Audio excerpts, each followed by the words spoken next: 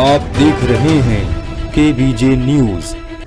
नमस्कार, केबीजे India news में आपका स्वागत है। मैं मनीषा। सबसे पहले रुक करेंगे इस वक्त की बड़ी खबर की ओर। भाजपा कार्यालय पहुंची भाजपा महिला मोर्चा की अध्यक्ष एवं वर्तमान हाथरस की सदर विधायक अंजुला माहौन ने जमकर इंडी गठबंधन पर निशाना साधा। प्रेस वार्ता के दौरान अंजुला माहौन ने कहा कि भाजपा द्वारा विभिन्न लोकसभा क्षेत्र में प्रेस कॉन्फ्रेंस के जरिए बताया जा रहा है कि दिल्ली में जो गठबंधन द्वारा रैली की वह गठबंधन नहीं बल्कि ठग बंधन रैली थी। आप सबने रामलीला मैदान में भ्रष्टाचार के भाईचारे का डेली शॉप देखा। उन्होंने विपक्ष पर सवाल उठाते हुए कहा कि विपक्ष पूरी तरह बौखला गया है। आम आदमी पार्टी कहती है कि केजरीवाल की गिरफ्तारी के समर्थन में रैली हो रही है, तो वही कांग्रेस कहती है कि यह किसी व्यक्ति के समर्थन में नहीं बल्कि पूरे गठबंधन की रैली है। विधायिका ने कहा कि कांग्रेस आम आदमी पार्टी दिल्ली में तो इलू इलू कर रहे हैं, लेकिन पंजाब में हम आपके हैं कौन हो रहा है। वही पश्चिम बंगाल में ममता बनर्जी ने साथ लड़ने से इनकार कर दिया है, तो बिहार में आरजेडी ने, तो वही महाराष्ट्र में उद्धव ठाकरे ने अपने उम्मीदवार पहले ही घोषित कर दिए। कांग्रेस और आम आदमी पार्टी को छोड़कर सांसद और विधायक किनारा कर रहे हैं। एटा से KBJ news India bureau chief Kapil Parashar की special report. Bharatiya Janata party ने तय किया है कि लोकसभा स्तर पर प्रेस कॉन्फ्रेंस होगी और प्रेस के माध्यम से जनता जनार्दन को ये अवगत कराया जाएगा कि किस तरह रामलीला मैदान में सारे भ्रष्टाचारी लोग एक हो गए। उन्होंने एक गठबंधन बनाया है और मैं तो ये कहूँगी कि वो गठबंधन नहीं है, वो महाठगबंधन है। सारे जितने लोग हैं वो भ्रष्टाचारी हैं। भ्रष्टाचारियों ने सबने एकता की है। मोदी के खिलाफ सारे लोग एक हो गए हैं।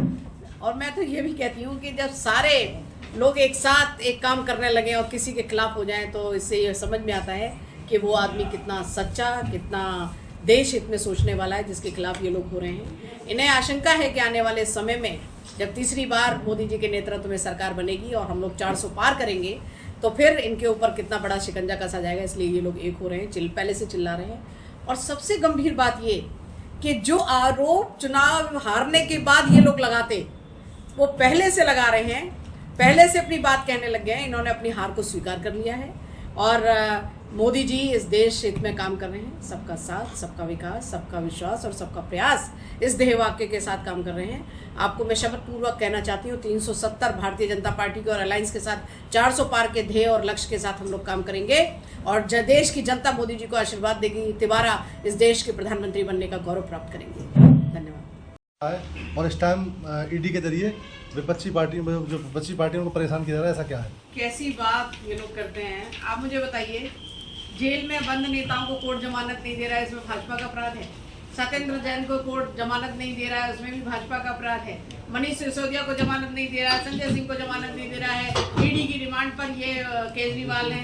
हेमंत सोरेन को जमानत कोर्ट नहीं दे रहा है, तो ये कोर्ट को भी कटघरे में खड़े करेंगे, ईडी को भी कटघरे में खड़े करेंगे, इलेक्शन कमीशन को भी कटघरे में खड़ेंगे। ये तो कोई बात नहीं है। ये तो स्वतंत्र संस्थाएं हैं, इन पर कोई किसी का दबाव नहीं है, किसी पॉलिटिकल पार्टी का दबाव नहीं है। कोर्ट के ऊपर तो मुझे लग रहा है देश में रहने वाले प्रत्येक नागरिक का अटूट विश्वास है कि न्यायालय पर मुझे भरोसा है, कानून पर मुझे भरोसा है और वो न्याय करेगा। तो जो लोग अपराधी हैं वो जेल में जाएंगे और जो लोग अपराधी नहीं है वो बाहर रहेंगे। ये तो बिल्कुल स्पष्ट है। एक ही लक्ष्य है, एक ही संकल्प है, सबका साथ, सबका विकास, सबका विश्वास और सबका प्रयास। और आपकी जानकारी के लिए बताना चाहती हूँ कि भारतीय जनता पार्टी कभी घोषणा पत्र जारी नहीं करती। भारतीय जनता पार्टी संकल्प पत्र जारी करती है। रघुकुल रीत सदा चले आए और प्राण जाए पर वचन न जाए।